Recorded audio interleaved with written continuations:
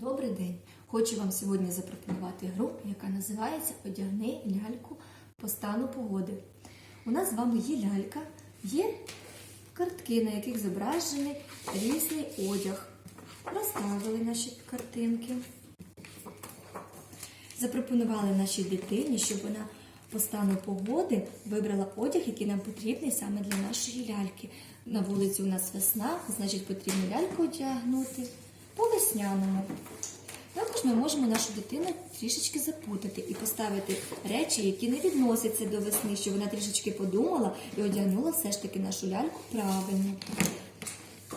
Ми можемо одягнути наші ляльки сукню, пальто можемо одягнути, чобітки. А ще наша дитинка трішки подумає і сама щось запропонує.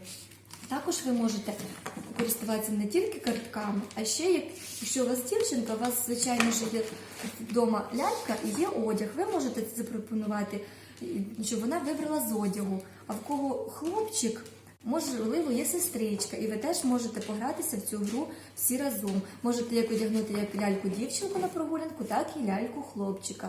Дякую за увагу. З вами була Марина Велика.